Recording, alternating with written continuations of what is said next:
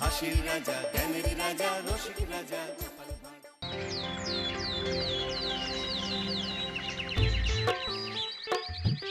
আহা কি আনন্দ, আহা কি আনন্দ, আকাশে সূর্য নিচে মাটি।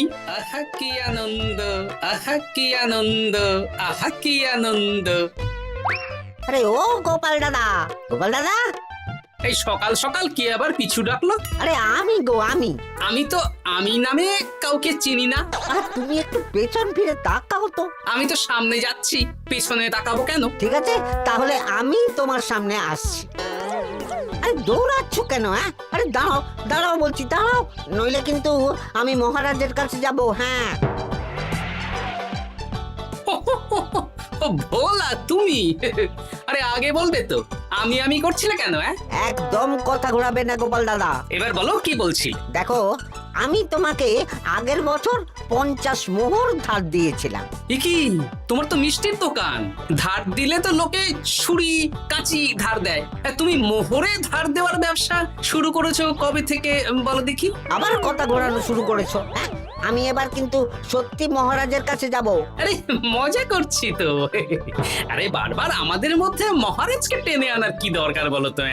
সে না হয় টানলাম, তবে তুমি ওই আমার 50 মোহর সুদ সহ কবে ফেরত দেবে বলো তো? আর কিন্তু তোমার হাতে ওই 1 সপ্তাহ সময় আছে। হ্যাঁ, 1 সপ্তাহ মানে কতদিন ভাই? 7 দিন, 7 দিন। 7 দিন? আচ্ছা 7 দিন মানে কত ঘন্টা? 24 গুণ 7, মোট ওই 168 ঘন্টা। ও, অনেক সময় আছে। দেখো গোপাল দাদা, তোমার সাথে কিন্তু আমার ওই কাগজে কলমে লিখিত পড়িত আছে। হ্যাঁ, যদি ওই সময়ের মধ্যে তুমি আমার কাছ থেকে নেওয়া ওই অর্থ আমাকে ফেরত না দিতে পারো, তাহলে কিন্তু তোমার ওই বাড়ি ঘর সব আমার হয়ে যাবে। হ্যাঁ, হ্যাঁ, মনে আছে মনে আছে। এখন রাজসভায় যাই, 168 ঘন্টা পেরিয়ে গেলে চলে এসো, কেমন? বেশ, কথাটা মনে থাকে যেন। হ্যাঁ, তখন আর কিন্তু কোনো চালাকি করতে যাবে না, আমি সোজা মহারাজকে বলে দেব। ঠিক আছে ঠিক আছে।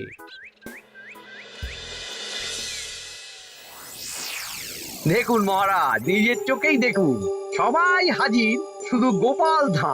সত্যি গোপাল ইদানিং আবার দেরি করে আসা শুরু করেছে। ওকে আচ্ছা করে ধোলাই দিন, তাহলেই চলে আসবে। কাজের কাজ তো কিছু করে না, শুধু বসে থাকে, তাতেও এই। যা বলেছেন মন্ত্রী মশাই।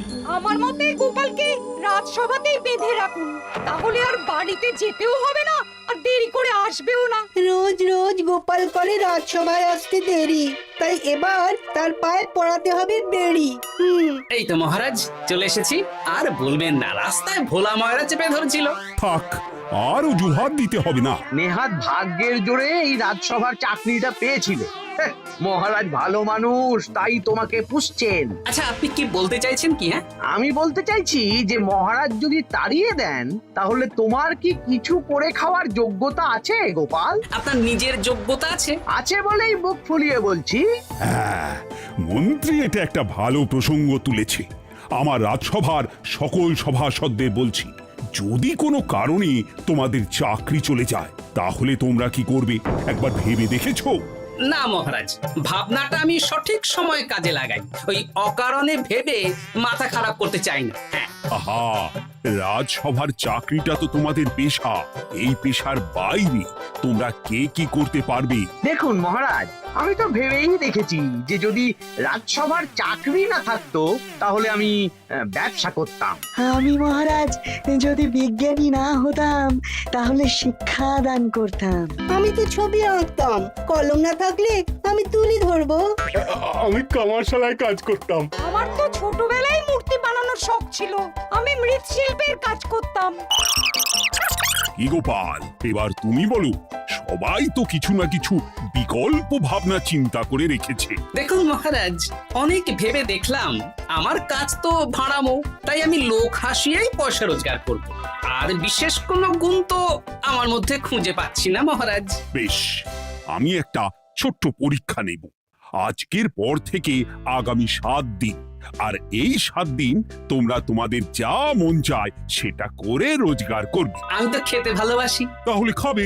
গোপাল হয় মুখ খুলে থাকে, নইলে চোখ বন্ধ করে। ও শুধু দুটো কাজই ভালো করতে পারে। আর 7ম দিনের শেষে বিচার হবে কে কত রোজগার করেছে। যার রোজগার সবচেয়ে বেশি হবে তাকে আমি দেব 100 মোহর উপহার। আর মহারাজ, যে সবচেয়ে কম রোজগার করবে তার বেতন থেকে আগামী 10 মাস 10 মোহর করে কাটা হবে। কি রাজি তো? হ্যাঁ, রাজি রাজি। আমি জানি যে গোপাল ফুটো করিও রোজগার করতে পারবে না, তাই গোপালই হারবে। বেশ, আর যদি অন্য কেউ হারে? তাহলে আমি নিজের বেতন থেকে তাকে আগামী 10 মাস 10 মোহর করে দেব। ব্যাস, এবার তোমরা কাজে লেগে পড়ো।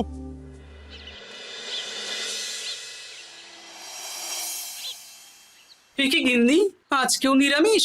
হ্যাঁ, আজকেও নিরামিষ খেতে হয়। হ্যাঁ, রোজই তো কিছু না কিছু একটা লেগে আছে তোমার। আমাদের পুরো শরীরটাই তো আমিষ। হ্যাঁ, তাহলে আমিষ খেতে বাধা কিসের বলো দেখি?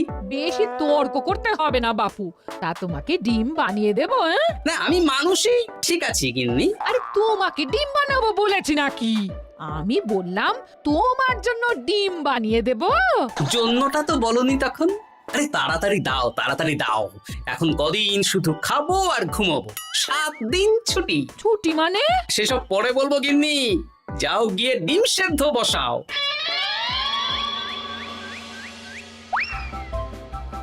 আরে করছোটা কি? বাড়িতে যা মোহর আছে সব তুলে কোথায় নিয়ে যাচ্ছ? আড়ত বাজারে। কেন কেন? তুমি আড়তে গিয়ে কি করবে? আড়তটাই কিনে নেব। কেন? তাহলে খোলা বাজারের সব ব্যবসায়ী আমার কাছে আসতে বাধ্য হবে, আর আমি ভালো মুনাফা রেখে সব বিক্রি করব। এ কি?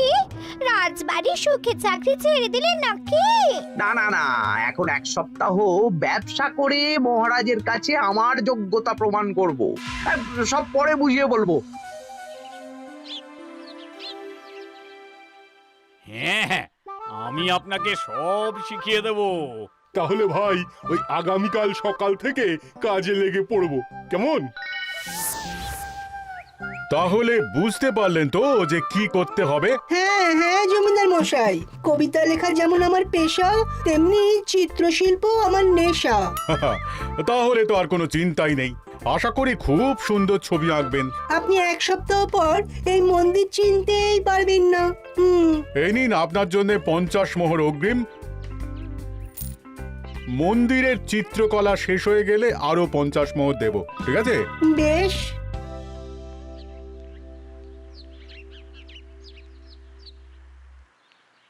এই হাত চালা, হাত চালা। হাত পা সবই তো চালাচ্ছি মন্ত্রী মশাই। আপনি এত শাকসবজি আনাজ দিয়ে করবেনটা কি? আমি এখন 7 দিন কৃষ্ণনগরের বাজার নিয়ন্ত্রণ করব, তাই সব জিনিসপত্র আড়ত থেকে আমি নিজেই কিনে নিয়েছি। এবার সাধারণ বাজারের দোকানদাররা আপনার কাছে আসবে। কাল সকাল থেকে শুধু মোহর গুনবো।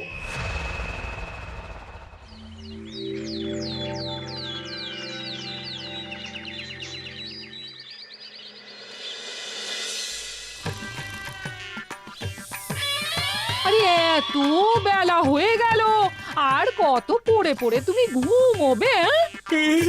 এত লম্বা ছুটি পেয়েছি, এখন তো বিশ্রাম নিতেই হবে গিন্নি। কিন্তু পুকুর ঘাটে গিয়ে তো আমি অন্য কথা শুনলাম।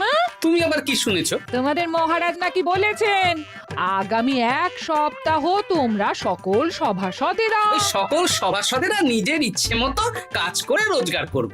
আমার কাজ তো ভাড়ামো করা, তাই ভাড়ামোর সুযোগ এলে সেটাই করব। কিন্তু যদি সুযোগ না আসে, তাছাড়া যার রোজগার সবচেয়ে কম হবে তার তো বেতন থেকে 100 মোহর কাটা হবে গো। এই খবরও পেয়ে গেছো? বাবা, পুকুর ঘাট না পরনিন্দা পরচর্চা কেন্দ্র?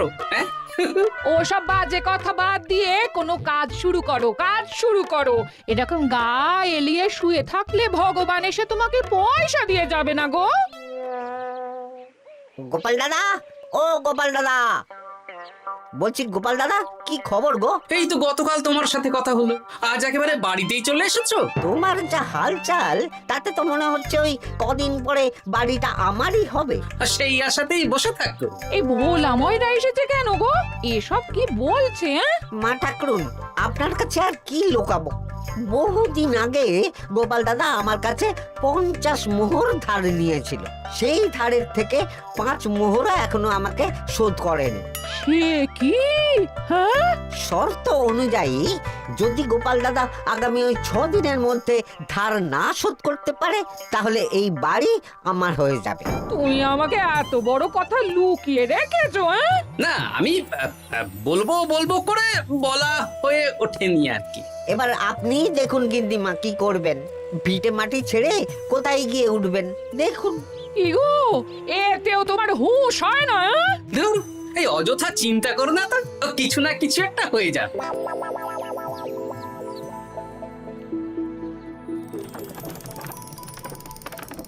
বাহ বাহ বাহ, পণ্ডিত মশাই, আপনি তো এর মধ্যেই কাজ শিখে গেছেন। আমি তো ছোট থেকেই মাটির পুতুল বানাতে ভালোবাসতাম। বিভিন্ন দেবদেবীর মূর্তি নিজেই বানাতাম, তারপর পুজো করতাম। আমার পরম সৌভাগ্য আপনার মতন পণ্ডিত মানুষ আমার কুমোরশালায় কাজ করছেন। কোনো কাজই তো ছোট নয়।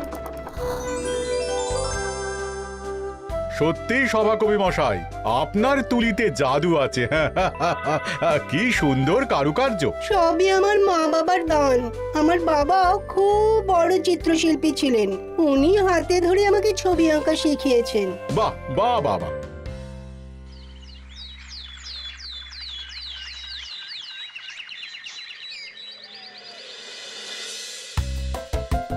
এই যে পুটি, আজকে তো একটা মজার জিনিস শেখাবো।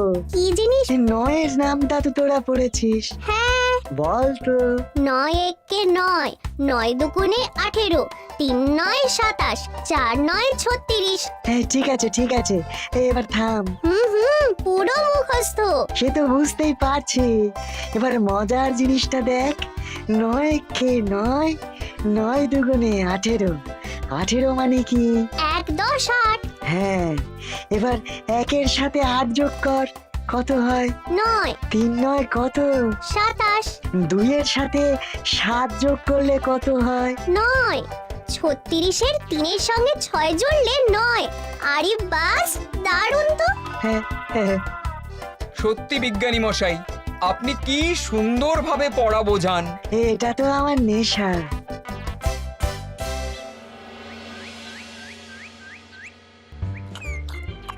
বলছি, তুমি তো দিব্যি বাড়িতে বসেই আছো, কিছুই তো করছো না। সত্যি বলো তো, তুমি ভাড়া মোছাড়া আর কি কিছু করতে পারো? এই এই, আদেশ করতে পারি। গেনি, আরেকটু তরকারি দাও তো, জলের ঘটিটা দাও না। যত সব।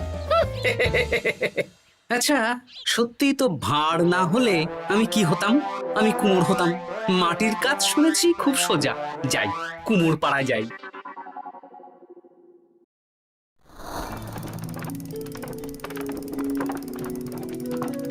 আমার কি সৌভাগ্য, রাজসভার দুজন সভাসদ আমার সঙ্গে কাজ করছে। আচ্ছা, এইভাবে ঘোরাবো? এইটা হলো না, হলো না। এটা কি মুড়ির মোয়া নাকি? দাও, আমাকে করতে দাও, তুমি অন্য কিছু করো।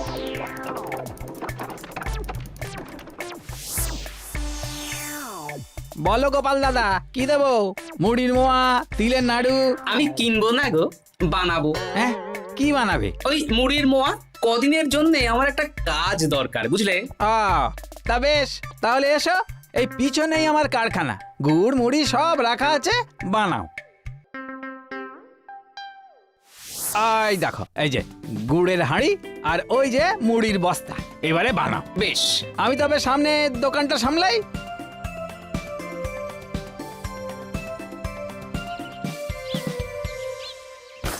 কিসের আওয়াজ হলো? আরে আরে আরে, এ কি করলে গোপাল দাদা? আর বলো না, ওই গুড়টা ঢালতে গিয়ে হাঁড়িটা হাত ফসকে পড়ে গেল। এই তুমি যাও তো, তোমাকে কিচ্ছু করতে হবে না, যত সব বিপদ বাড়ানো।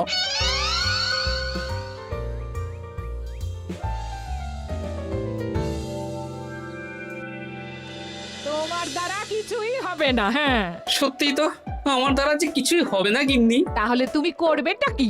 এমন করে বলো না গিন্নি, সবারই খারাপ সময় যায়। আর খারাপ ভালো, যে সামান্য মুড়ির মোয়া বানাতে পারে না তার মুখে এসব মানায় না, মানায় না। এদিকে বাজারে সবজির দাম হু হু করে বেড়ে গেছে। তাই নাকি? বলি তুমি জানবে কি করে? কদিন তো শুয়ে বসে আছো, আমি তো বাজার দোকান করি।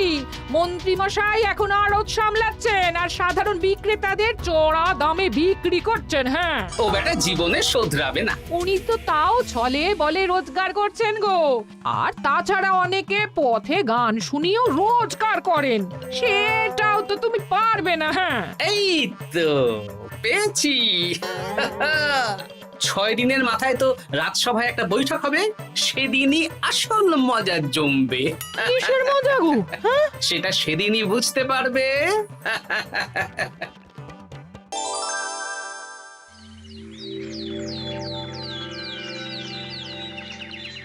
তারপর বলো, আজ তো ষষ্ঠ দিন, আজ অবধি তোমরা কে কত কত রোজগার করেছো? মহারাজ, আমি এখনো অবধি 200 মোহর। বাহ বাহ বাহ! আমি মহারাজ 15 মোহর। আমি 5 মোহর। বিভিন্ন বাড়িতে বাচ্চাদের পড়াচ্ছি, শিক্ষাদান করছি দিনরাত। সেনাপতি, আমি 10 মোহর পেয়েছি, আরো পাবো। আমি 50 মোহর অগ্রিম পেয়েছি, আরো পাবো আগামীকাল। বাহ বাহ বাহ! সবাই তো ভালোই রোজগার করেছো। আর গোপাল, তুমি বলো। মহারাজ, আমি এখনো অবধি কোনো রোজগার শুরু করিনি। আমি আগেই বলেছিলাম গোপাল একটা কানা করিও রোজগার করতে পারবে না। আসলে মহারাজ, আমি আজ সকালেই আমার প্রতিভা খুঁজে পেলাম। তোমার আবার কি প্রতিভা? আমি ভালো গান গাইতে পারি মহারাজ। আমার ছোট্টবেলার ইচ্ছে ছিল আমি রুদ্ধদ্বার সভা করব, গান গাইবো, আর দর্শক বা শ্রোতারা আমার গান শুনে আমাকে পয়সা দেবে। বাহ বাহ বাহ! তা শোনালে না কেন? আমি চাই আপনারা সবাই আমার বাড়িতে আসুন, আমার গান শুনুন। এই না না না না না, তোমার গান শুনে অর্থ ব্যয় করতে পারবো না গোপাল। যদি শোনাতে হয় তো বিনামূল্যে শোনাও। তুমি ভেবেছো কায়দা করে গান শুনিয়ে রোজগার করবে? সেসব চালাকি কিন্তু চলবে না। না মহারাজ, আমার গান শুনতে আসার জন্য একটা কানা করিও খরচ করতে হবে না। আমি বিনা পারিশ্রমিকে গান শোনাবো। বেশ, তাহলে কবে শোনাবে বলো? এখনই চলুন, শুভস্য শীঘ্রম। আবার যেতে হবে কেন? এখনই শোনাও। আমার আবার নিজের বাড়ি ছাড়া প্রতিভা বিকশিত হয় না। বেশ তো, এই কদিন টানা কাজ করেছি, তোমার গান শুনে মনটা যদি ফুরফুরে হয়ে যায় ভালো তো। চলো গোপাল। আসুন আসুন, সবাই ভিতরে আসুন, আসন পাতা আছে, সবাই বসুন।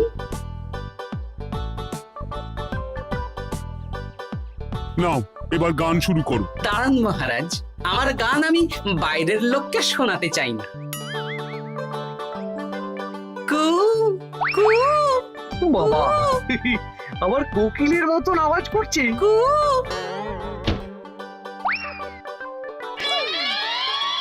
নাও নাও, শুরু করো।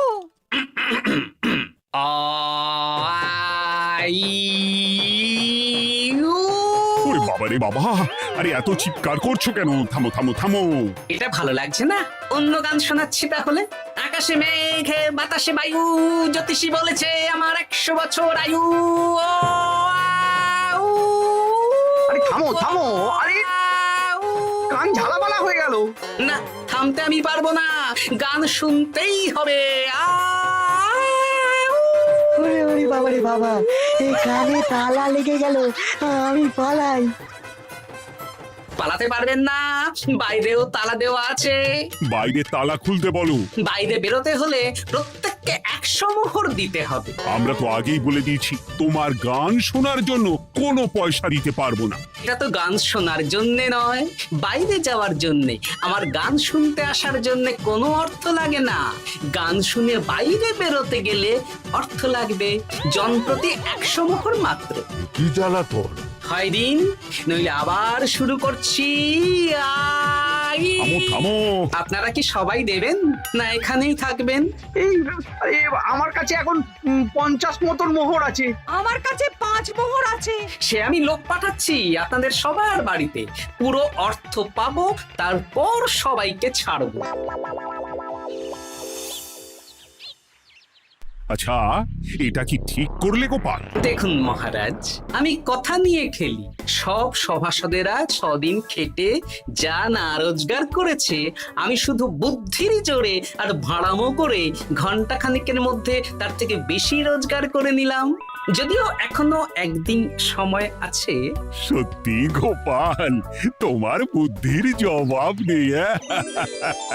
মন্ত্রী মশাই, যে সবচেয়ে কম রোজগার করবে আপনাকে কিন্তু তাকে আগামী 10 মাস 10 মোহর করে দিতে হবে। হ্যাঁ নয় হ্যাঁ, এরকমই তো তুমি মুখ বড় করে বলেছিলে। গিন্নি কই গো, ভোলাকে ডেকে আনো, ওর ধার আজকেই শোধ করে দেব। হ্যাঁ যাচ্ছি। হ্যাঁ আমরাও যাচ্ছি। গোপাল, কালকে রাজসভায় এসে তোমার পুরস্কারের অর্থটাও নিয়ে যেও। সে তো নিশ্চয়ই।